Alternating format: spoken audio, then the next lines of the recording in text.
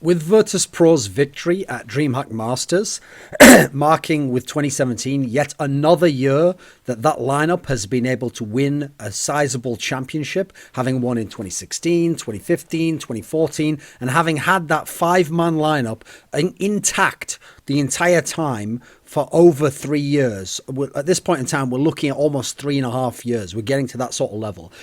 Obviously, you have to give them massive props for being able to do that. You have to say that it's insane that they could go through their slumps and they could change roles and they could get back to a championship level each time. Obviously, they were literally a couple of rounds away from winning the major, which would have been their second major, but we're talking like 3 years apart in terms of when they would have won it, or roughly. So this is all totally insane stuff. And while, yes, as the exception, as the outlier of a team who could keep a lineup together and keep rising to the top again, people want to give them props, and I certainly do, and I respect them very much for that.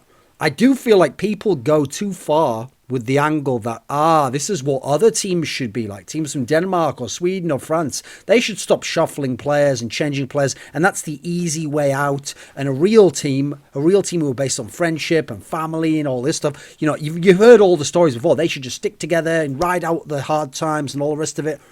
First of all, let's be real. Teams from different areas are different culturally, as in how they get along with each other, what the interrelationships are like, perhaps what people's motivation levels are like relative to each other, like whether in their country they're taught to fight for everything, or they're taught that things should come easily, or they're taught that you should get along with people, or they're taught that you should take things for yourself. There's all different cultural variations, and as a result, I think some of that is mirrored in how the scenes work and how different teams operate in a particular sense. But my point is, we're not taking away the credit from Virtus.pro. But we're making sure we don't give them undue credit, and we're looking at their situation, because their situation is very unique in contrast to some of the other great lineups and great teams in history who come from scenes full of talent and with different teams not only capable of battling but even overcoming that team. I mean, part of the reason why this recent roster move took place is, so Envious, formerly LDLC, were the dominant team in France for a year and a half. But what happened with that? G2, a team of rejects plus Shocks, admittedly a fantastic player,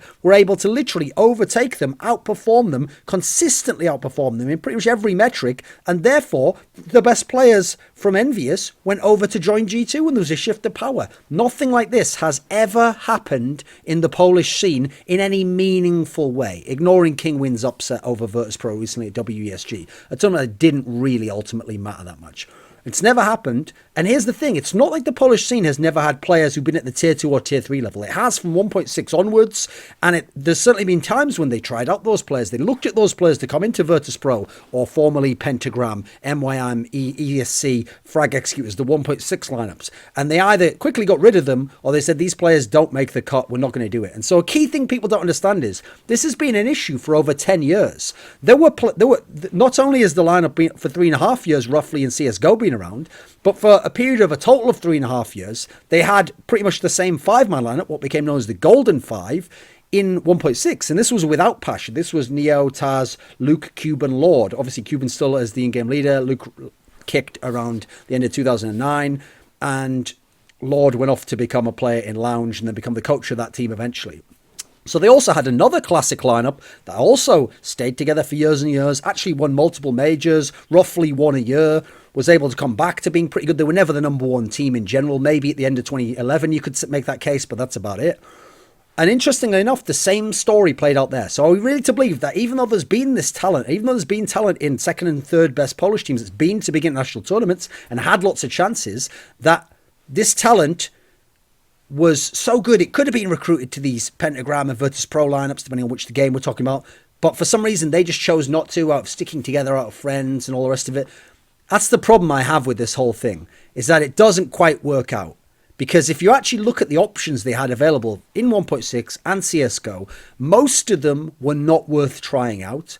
And there's a good reason, which is that even when given opportunities outside of their teams, those players couldn't show themselves individually to be exceptional enough, like a Neo or a Taz had back in the day, or couldn't ever overcome Pentagram and Virtus.pro, no matter even if those teams were in their slumps. They couldn't overcome them, beat them. And in the domestic scene, beating or really outperforming someone individually is a great way to make that team think about you when a guy's slumping in their team. Or when they lose, to think, maybe we should just take their star player and then they won't be a rival to us. That's been one of the key reasons why the Danish, French, Swedish scenes have always scrapped the German scene back in 1.6 and taken players from everywhere and made those quick roster moves. That's a key motivator that has never existed in the Polish scene.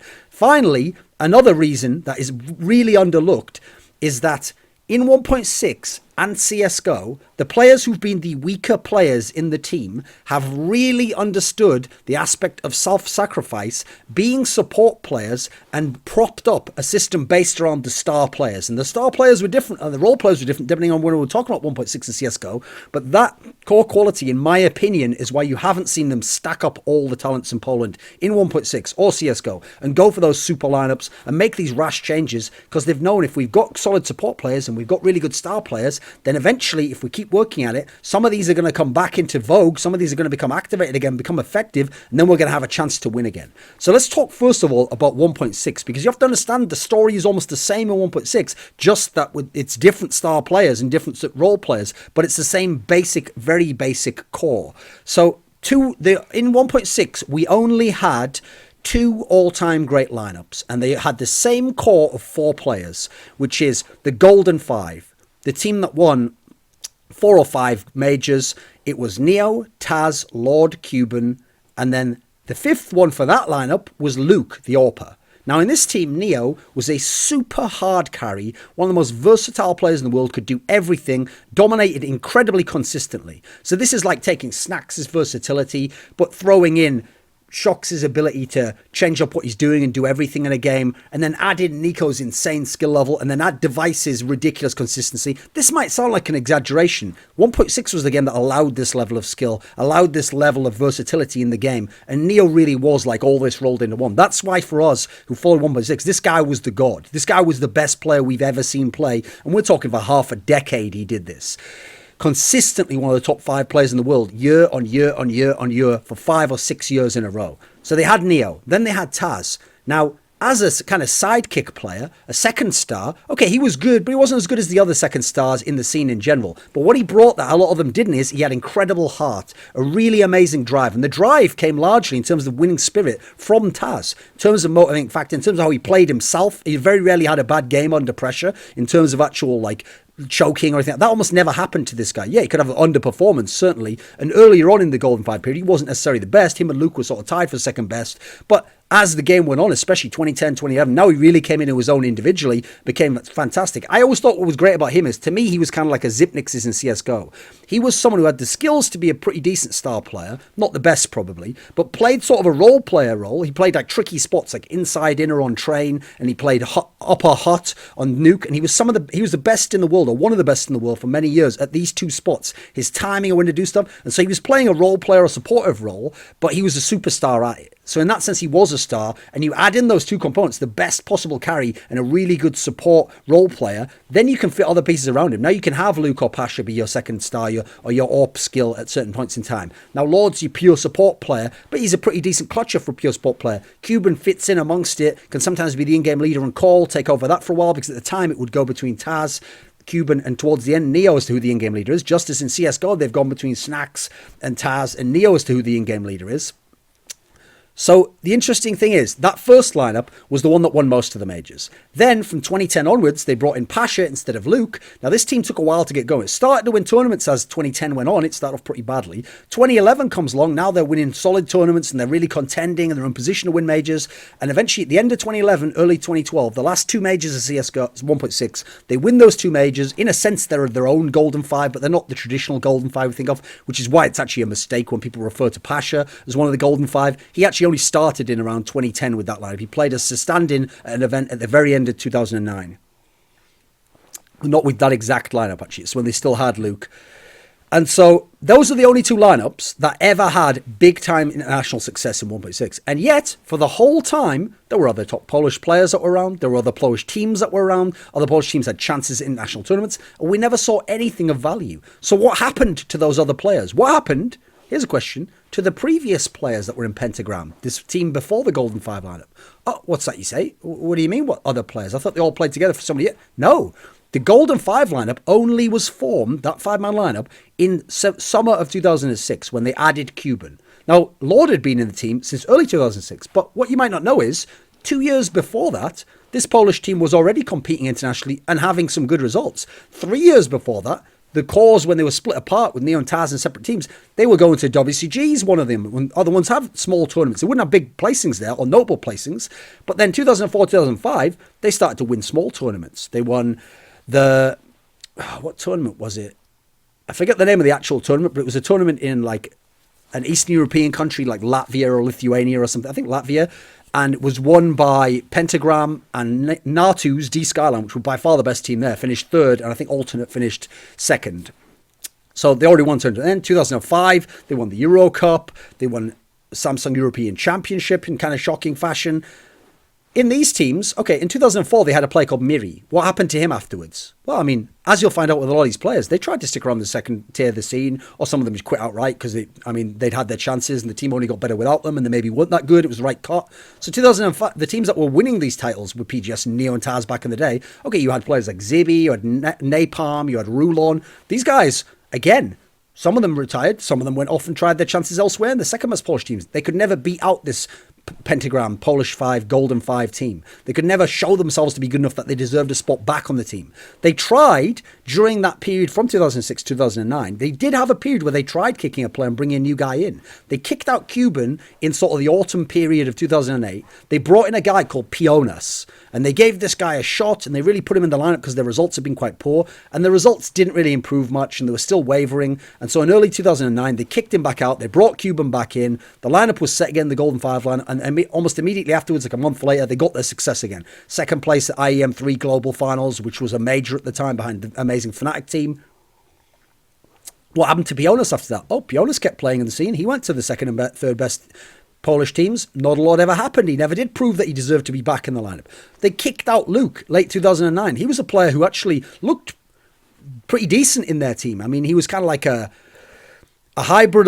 He would AWP a lot, but he wasn't necessarily like a pure skilled AWPer. In that sense, he was more like the pick-off AWPer, he's more like a Makalele of their team. That's the best way to describe him. He was that really risky AWPing style, really good at medium range, and he was reasonably clutch at shooting. But his problem was he had, like Makalele, he had kind of a tempestuous nature. He was the one that a lot of the fighting aspect came from and a lot of discord within the lineup, even though there's certainly others over the years that had their problems. And so they kicked him out because he wasn't so good that you had to keep him. And actually they did replace him with Pasha, and eventually Pasha ended up being better than him, and the team ended up still winning majors without him. So it almost turned out that even though he was part of the Golden Five, they didn't have to have him. Well, what happened to him? Okay, he briefly went off and played elsewhere, but then he kind of just gave up. He didn't see a future with those other players. So even going down to that second tier level, he didn't see players like that. Hey, I could shape these guys and get revenge on them like you'd do if you were in the Danish scene or the Swedish scene. Get right, didn't get an SK. He went elsewhere. He made himself a legend in Fnatic. Danish players didn't get in one team. They went to another team, upset MTWs of the world, came back with full gaming, did all sorts of things, qualified for WCG. There were other teams in other scenes, French scene, German scene, USA, who could do these things because the talent was there, and it was legit talent that could actually perform given an opportunity or given an extra good player. You could give these guys all the extra ex-players from these teams, and they did nothing whatsoever. Poland did very well in the Nations Cup, the online Clan Base and ENC, so ESL, Nations Cup competitions where you would play as a national team and you couldn't take everyone from one team. So these guys wouldn't be able to just put all of the guys from the Golden Five in these lineups. Well, in 2005, they had a player called Red Rom and they were able to finish third. Think about how many good nations were in the European Nations Cup. Sweden, Germany, Norway, Denmark, France, Ukraine, Russia. This is a deep fucking scene, and they're finishing third with a guy, Redrum. Who have you ever heard of him? No, I barely have. I could barely remember him myself. Never went on to do anything. Yet in that team, he could be facing top 3. In 2007, they won the ENC. Admittedly, they had Neo and Taz and all the rest in the team. They had a guy called Sheen in the team. Again, what happened to him after that? Anyone really follow his career? He was hanging around those second and third best Polish teams. Wasn't really that good overall, but he was part of a team that beat out Sweden, Ukraine, Germany, Denmark. Do I have to go through the whole list again? You get the point I'm making, is that these players from their team, the Golden Five, were so good, and these players were decent perhaps, but they were kind of incidental, they were unimportant, and they only ever had any chance of success playing with these players. Now, there was a second tier of the Polish scene that had teams that went to international competitions, that battled against the Golden Five in the domestic qualifiers for WCG, ESWC, all these tournaments. So you had them. There was Wicked, there was Delta, there was Frag Executors. Remember, Frag Executors only later became the actual Golden Fives home at a point in time. In fact, a couple of these teams did Wicked as well at one point in time. So there's I can reel off a whole list of names of these guys. And they were around and they competed for many years and they had lots of chances. There's a reason none of them got into that team. There's a reason none of them really showed that they were. I mean, you got Ben, you got Doc, you got RDH, you got THS, you got Jules, you got Myth, you got Drive.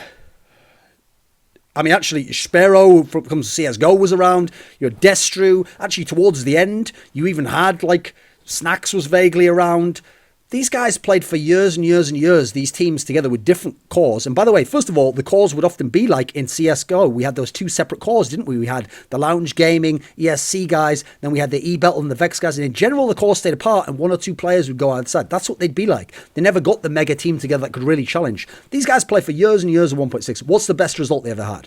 I looked it up just to go back and check. It was 4th place at Game Goon 2012 when it was a much weaker field than past Game Goons, which was already a tier 2 event. And they got a really lucky lower bracket draw, which allowed them to essentially beat no top teams and still finish 4th place. That's it. Occasionally, they could have the occasional map, like in past Game Goons, where they were like came close against the Golden Five. That's about it. They never beat them in any significant manner. I mean, guess what? Pasha was around for these years. He was in Delta, he was in Wicked, PGS. These lineups, and what did that core of sort of teams? What did Pasha ever accomplish? He was around at this point in time. Nothing until he came into their team and then they activated him and became pretty good. He'd been maybe a mild talent at that point in time. I mean, there was a few in these teams that I thought were decent enough. Like, actually, there was times when I thought Myth and Drive possibly could have been boosted up a bit. I mean, there's a couple who were decent enough. Actually, Pioneers wasn't that bad. I think he just came in a rough period when the team was doing badly, and the scene was incredibly competitive in 2008. One of the most competitive years ever, in my opinion. And so it was really brutal for him to have to come in at that point in time. And they weren't playing well for the metagame.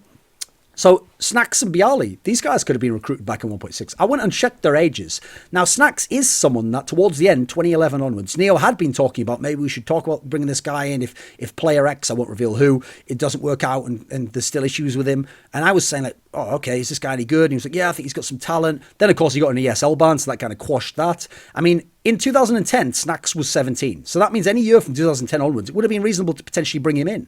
Bialy in 2011 would have been 17. Now, he wasn't really around the scene then. Like, no one really knew who Bialy was and was taking note of him.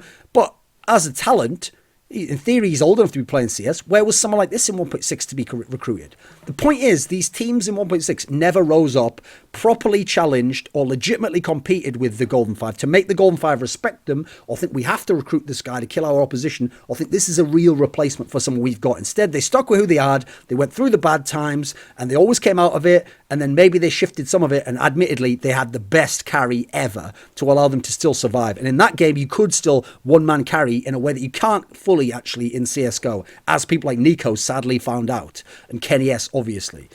Now, a key aspect to why they were able to also succeed in 1.6 is that they had good support players. Lord and Cuban understood their roles and actually played their roles. I mean, admittedly, Lord was someone who was a bit argumentative and tried to fuck around a bit at times. But even so, at his own specialties, winning clutches, playing decently late in big games, he was a good player in that sense. And he could play certain spots like Train on Alley pretty well to make the overall team strong because he needed someone who could play that spot and it fit into how the rest of the team played. Cuban obviously had the brains for it, where he could take over the in-game leading aspects sometimes, and certainly had an understanding of how to scout opponents and could argue with them over what map to play. These players could do a supportive role to go with what admittedly were better carry players relative to what they've got in CSGO in terms of carry players relative to the top level of the scene. That's the point I'm making, the context. Their carry players were stronger in 1.6 relative to their peer group, but you could also make a case that the support players were pretty good as well for who was out there. I mean, there's a reason why Na'Vi even admitted to me that they actually built the formula for how they built their lineup, which won the 4 majors in a row, 2010 to 2011, off how the team was set up in the Golden Five. And when they actually explained to me which player corresponded with which, it made a lot of sense. And I could understand how they'd composed this team. And they had sort of got a formula to make a great Eastern European team. Because obviously Eastern European teams played a different style, played a different metagame style, a lot more force buys, a lot more AK Galil, low econ buys, giving it to your star player, letting him frag, getting going, buying Deagle, Eagles instead of just being using USPs and pistols. So then we go into CSGO, and it's the same fucking story again, except these guys get even more chances and don't do a whole lot with it. So we've got these two cores, okay? We've got the ESC, Dobrian Gaming, Lounge, Kingwin guys. They're basically the same rough core going through with one or two players being taken in and out and crossed over. Now, interestingly enough, in the early days, early 2013, Snacks and Bialy were in this team. So you'd think if some of these players were legit and were worth it, they'd be pushing their guys, Neo and Taz, when Pasha's underperforming or something like that. Hey, we've got to get this guy in. Like, I know he could do the job. Like, I played with him before. Let's give him another chance, Doesn't seem like they really have. Sure, they've used some of the players as stand-ins, but that has purely been as stand-ins, and they've never shown any real inclination that they're going to pick those guys up. So ESC, these are the guys that are like Innocent, Minise, Mishu, at different points in time, Mouse, Rallen, Spero, old school player. They had at various points in time, they had Lord, they had Oscarish, they had Hyper, they had Pete. They've had most of the players in this particular team, yet they've never got that five-man combo that could make a legit upset a major, that could make a deep run in a top competition, that could show one player that at least he's so special, you got to take a look if you're Virtus.pro, or a Mouse Sports, or some team that speaks in English and is willing to take on other talents, or a Kingwin, the one that was Makalele's team when they were around in 2015, and they weren't that good, and they had Wheaton and all those not very good players, dogshit players, let's be real. Why do I censor myself and say that? Dogshit players on their team before they got the Dennises and the Rains and the Jacobs of the world and actually became really legit. Then the other core you had was the E-Battle Vex guys who came on late. So that was Rallen, that was Furlan, that was Pete, that was Grubby, that was Hyper. Yeah, these are the guys. Okay, so what's the best results these cores had? Okay, so E-Battle managed to qualify for two majors. They got an ESL Cologne 2015. They got a DreamHack Cluj-Napoca 2015. Partly due to playing maps that suited them. But okay, fair enough. They managed it anyway. Congrats. That's not bad, but that's nowhere near Virtus.pro level. That's nowhere near even impressing a Virtus.pro. Okay, Kingwin. So early on, their core actually was in a group stage of a major, DreamHack Winter 2014. They almost beat Nippon Cash, still went out in the group stage. Fair enough. They actually had the two finalists for the tournament in their group, so I'll give them a break then. But beyond that, it was a long time until they did anything. Then they had tons of lands where they just bombed and they did nothing really of value, and they were just a tier 2 team, and even then not even dominating winning tier 2 competitions. It wasn't until the core had really changed and we came to 2017, WESG, and they beat Virtus.pro, one of the first times this kind of big upset over the top domestic team has happened, that now we're in a position where you even again take a look at them. And they obviously finished second at WESG as a result. Now, the problem is, some players had their chances in Virtus.pro and CSGO. So the two obvious ones are Mishu and Manise. Two players who at one point in time, people thought, hey, these are the guys who maybe can make it in. So Mishu stood in for Game Show LAN in 2014, Gfinity Spring Masters 2015, IM San Jose in 2015. These weren't great results. I mean, if you remember, Team Liquid beat Virtus.pro at IM San Jose, in part because Mishu was standing in instead of Snacks. This is your chance, bro, to go ham, beat up Team Liquid that had fucking Mo standing in, and actually show what you're made of, and say, hey, I should be in a team. And then you know what? Then when Pasha slumps like 4 to 5 months later, that might be your in to get in the lineup, right? No, didn't manage it. Manisa came in for like one event. It was okay. It wasn't anything special. So here's the problem with all these players. Even if Virtus.pro don't think they're legit and don't really care to try them and they don't think they've proven enough yet, let me take a look at them. And I admit, at this point in time, by the way, I will say one piece of context. Now that Virtus.pro really has, for almost like 3.5 years, managed to come back through, and all the players have managed to come back to almost peak form at different periods of time and change roles, now it is going to be a self-fulfilling prophecy. That'll make it even harder for talent again. I will say that. So if Virtus.pro won't look at them, let me look at the CSGO talent and give you my sense of it and who could actually even potentially one day make it and be tried out. So, okay, let's start with the guys who stood in for Virtus.pro. Oh, yeah, I remember Vinicius stood in for Fragbite Masters 3. That was right. So, and by the way, at that tournament, they did manage to take a win off LDLC on Overpass, who were the second best team in the world at the time. And obviously Overpass was actually the map that LDLC won the major on with that same lineup like a month later, less than a month, maybe 3 weeks. Okay, let's consider Mishu, one of the guys who stood in the most for Virtus.pro and at times has looked solid. Now, the problem Mishu has is if you put him against tier 2, he has stomped tons of lands. He's had fantastic stats. He's looked at times like a really strong player, like he is the next rifler to go into Virtus.pro. But you know what the problem is? He's also gone to tier 1 lands and mega failed. When he's in Virtus.pro, he's looked good for one LAN. He's looked average for another one. He's looked really good for one LAN. He's looked really bad for one LAN. Like Gfinity Spring Masters 1, hey, he was doing work there. IM San Jose, he was absolute shit. So this guy's problem is he's looked so solid on tier 2 that he's mega failed on tier 1. And in that sense, you look at him and you go, oh, this is the Polish next. I think I'll pass on that. Because at the end of the day, what are Virtus.pro players doing? Well, they would stop tier 2 in general. They just mega fail at the tier 1 lands, but even then they know that they can potentially get back there. So at the moment, unfortunately, no real reason to take a risk on Mishu. And that's why he's kind of been trapped in that purgatory of being the best of the players that weren't in the team for a lot of the time. Okay, let's look at Manise. Now, the problem with Manise is, yeah, if we go back in time like 2015, he was looking pretty solid. He was looking like, hey, he should get more shots at this. Maybe he can one day make it if one of the Polish teams gets together and he'll be the star. That guy fell off a lot since then. From 2016 on, this guy really, I mean, at that point, it's only his name value that makes fans bring him up. He's not someone to even be considered anymore from what I've seen of the games where I saw him at those lands and go against better competition. Now, someone I actually think gets underrated is actually Spero. The problem Spero has is he's been playing a long time. He has been around for years in 1.6. So here's the thing. I think he's had lots of solid performances. I think he's been one of the better players in terms of all levels of competition. And I think a big boon going for him is that he's an AWPer. So you can definitely put him in potentially into a Virtus.pro lineup in that sense because they have to pass the AWP around a lot. So I actually think he's one of the more solid ones and maybe he goes under the radar. And if VP was ever going to consider, he might be one of the ones to look at. Now, one of the ones who's really actually recently blossomed is actually Mouse. I think he's actually, in the last 5 or 6 months, he has come on a little bit stronger. He was someone who was looking very average the years before, and you kind of just put him as like, oh, he's like a 4th or 5th name, and he comes in a lineup, who cares? I think he had issues on LAN initially. He's gotten over them, and he seems now to actually have started to get better and better, and he's one of the ones I'm looking out for at the moment. The player Pete, who often was just an also-ran, I mean, this guy, here's the weird thing. I actually saw him a lot when I was at the World Championship at the end of 2015. And he was playing for Team Poland. And I have to say, at that tournament, he was winning all these crazy AWP clutches, but he has done fuck all else in his career. And beyond that, I almost don't understand how he got to that point in his career. I don't really understand what this guy brings. Now, a guy who was good a long time ago in the voting was Innocent. He was the guy, one of the main guys in that ESC team who almost beat Nip at DreamHack Winter 2014. He was pretty decent in 2015 as well. Problem with him is, it looks like, I don't know whether it's because of motivation or just the game's development, he's really gone off the boil as a rifler. He's no longer the up-and-coming talent where you have to put his name forwards. He's really fallen behind a lot of these other names. Now, in terms of some of the more e-battle guys, okay, Grobby was like decent at times, but has barely played any lands. And I have to be honest, when I looked at how e-battle played online, I actually thought he was an onliner, quite frankly. Hyper was clearly the standout player in e-battle. Certainly had games where he looked good. But very up and down player again. Also hasn't really done that much on LAN either. So really, there's not many names you can go with here.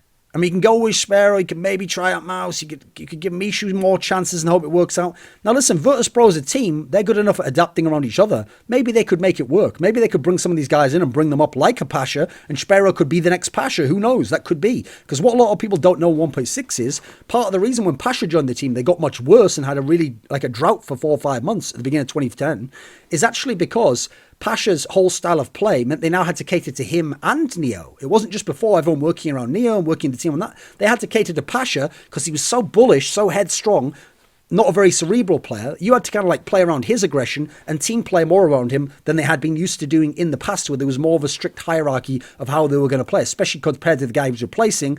Luke was more of a system guy, even though admittedly I understand the players and the team might not agree because personality-wise, he was all over the place. But he at least fit within their system a lot more. I mean, famously, he used to watch the flank a lot. And that's actually one of the ways that they would execute those slow tactics on T-side, walking up with an AK.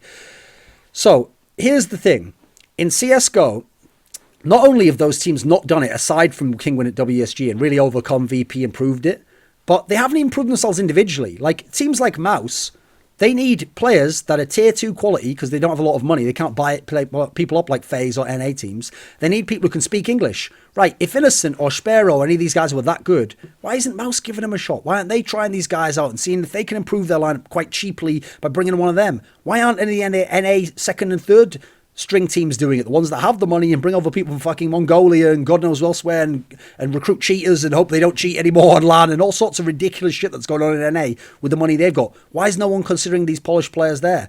This is the problem. It's not just that Virtus.pro are awesome in that sense. There's something wrong with this crop of players, or there's something wrong with the polished mentality when it comes to the other teams. For whatever reason, they don't have the winning mentality, or it can't be passed down from Virtus.pro, or there's something about players like a Neo in 1.6 or a Snacks in CSGO that are so special that it brings some of the others up with them, and you can't just look at the overall talents and say they've got the 5 best players in Virtus.pro, the 5 best players in the Golden 5. No, that's unreasonable, but clearly there is some disconnect there, and we can't just acknowledge that it's like, oh, just as deep as the Swedish and the German and the Danish and the USA scene, French scene. No, ridiculous. He can't do that. Now, in CSGO, just as Neo was the super carry in 1.6, in general, for the history of the team, you can now look at Snax and say, yeah, he's sort of like that. He's the carry of the team in CSGO. But I hesitate even so to say he's the Neo of CSGO, because Neo was the best player overall, probably the best player we will ever see in 1.6. Now, Snax isn't that. And also, Snax doesn't have the skill level relative to his peers that Neo did, because Neo actually was as skilled as anyone who ever played the game, and his dominance inside the game was unreal. Snax is very good, but it's not even always just pure skill that we go for Snax. It is at times, he has flashes of it, but it's not as consistent game to game. And it's not as versatile game to game. And it's actually not as dominant in terms of like being able to just always do it as Neo was. He's not a genius in the same. He's a very, very good player and an all-time great, but he's not a genius in the same way. There's only a handful of geniuses in these games that you get in 1.6 in CSGO, and you shouldn't use that term too sparingly. You shouldn't just hand it out to 50 players and 10 in-game leaders and all the rest of it. Now, I do think in CSGO, more than 1.6, they have stacked most of the talent. But that's particularly because of the evolution of two of their players. So whereas in 1.6, they got players like Lord and Cuban into those support roles early on and made them understand Neo's always going to be the godlike player, Taz is going to be the next one, and then Pasha or Luke are going to get theirs after that. Instead of it being set from day one, in CSGO, the key thing that's happened is they've managed to get two of the best role players by getting their old stars from 1.6 and making them the role players. And as a result, it doesn't matter how bad Neo or Taz play at any point in time, they won't kick them because they're the role players who understand self-sacrifice, working for the team, setting other people up because they used to have it done for them. And they've been able to do it for Bialy, for Snax, for Pasha, in a way that makes them valuable even when individually they're not doing that well and individually they're slumping, because they help make those guys look better. Like, I think if you took Bialy and you threw him onto an E-Battle, or, well, they're not E-Battle anymore, they're Vex now, aren't they? Or they were at least, or Kingwin or whoever else, if you threw him onto these teams, listen, he'd still be the best player on those teams, but he wouldn't be the same monster he is in Virtus.pro. He wouldn't have the same impact. He wouldn't be like a Nico and just dominate individually. You go, oh God, I've got to get him back. I don't think he would. I think a big part of what's allowed that guy to operate is the space that he's been given and having someone like Neo at his site, setting him up to be able to dominate. And Snax obviously wasn't the monster he was now. At the beginning in 2014, he took a while to get into that position. He was just this cool little clutch player who'd pull off weird rounds. He was more like an Adren back then. What Adren is now in Gambit is what Snax was more like back then. Not in terms of fragging, but in terms of Adren's always been famous for clutch round wins, making lots of smart decisions. That's more what he was like back then with his quirky smoke plays. So you got to consider, this is very rare that star players can become role players and become that effective. Now, funnily enough, there is a formula we can draw parallels to in 1.6, which is this is how Khan and DSN extended their careers.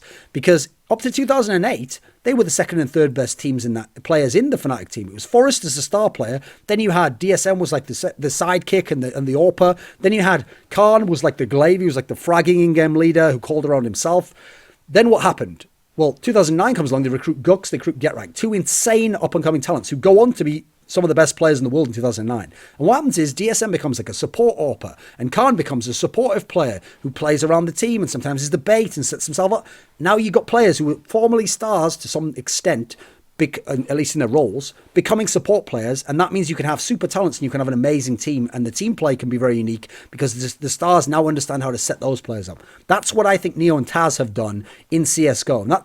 And then you've got to add in, and this is a key detail, because those rare role players at times in the past of their career have been stars, when they get it cooking, they're some of the only pure role players we've got who can actually have a standout performance. When someone like a Zipnix or an MBK does it, they've been stars in CSGO and demeaned themselves and put themselves as support players to be very good. It's understandable why they have the skill to do it. Neo and Taz have maps where they go off and Neo wins every clutch and Taz goes mental on train in a CT side, and dominates and has a great T side on Cobble.